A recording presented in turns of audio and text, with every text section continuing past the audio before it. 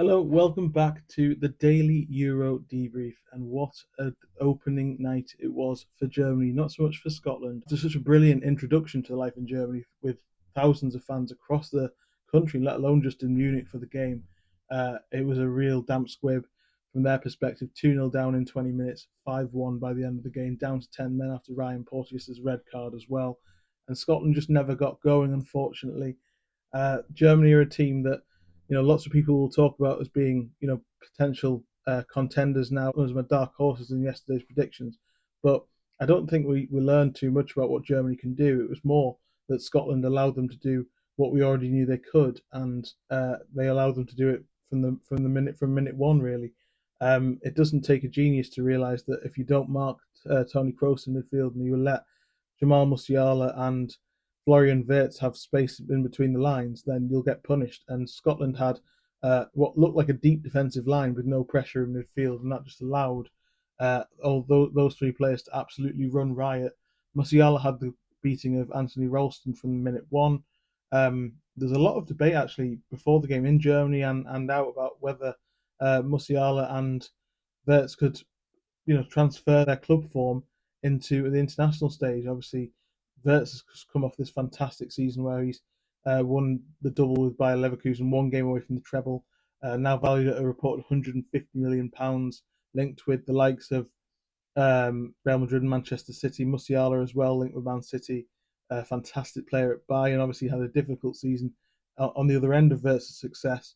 But both of them just fitted like a glove together. Whether Germany have more problems against Hungary and Switzerland, we'll only know later in the week.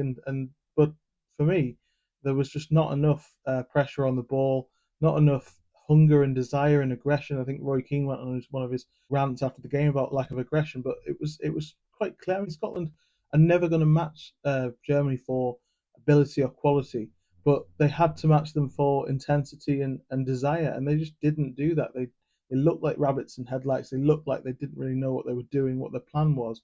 And whether that comes from Steve Clarke and John Carver on the sidelines, whether that comes from Andy Robertson, Scott McTominay, who just froze on the occasion. I think it's all of the above, really. And Scotland just didn't show what and they had come into this tournament in poor form, but they didn't show what they did in qualification. They beat Spain in qualification at Hampden Park, and on that night showed everything that they didn't last night. It reminds me of 2006, where they've got a lot of young talent. They've got a good team building off some rough times. It's the first time in 4 tournaments that they've won their opening match, which is quite amazing for a German side, really.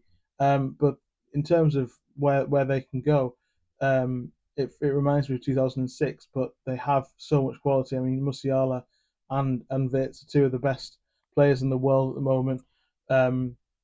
Nicholas Füllkrug came off the bench for Kai Havertz, who started up front and just offered them something different, as he always does. He's a nuisance for Dortmund. I saw him live in the Champions League last season when I was there covering Newcastle. Goal that he scored, the touch that created by Musiala on the left again, absolutely rinsing Ralston. Had him on toast all night.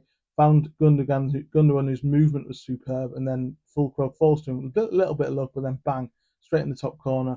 And that just shows that Germany have a way of going two different ways. They can be intricate. They can play teams off the park, but they can also, they also have a route one option and an option to change things up if they need it. And I think they will be a big threat in the tournament. Having said that, I do think this is more about what Scotland didn't do than what Germany did. And for me, there's not much really you can say beyond the fact that Scotland are now facing a really difficult time. They didn't match their fans' intensity. They didn't match their fans' desire, and they've paid the ultimate price for that. Today's games involve Switzerland and Hungary, which I'll be on for Football 365. I'll be doing a column on that at 2 o'clock. Then there's Spain against Croatia and Albania against Italy later.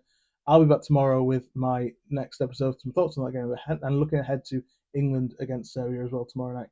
Catch you then. Like, share, and subscribe. See you later.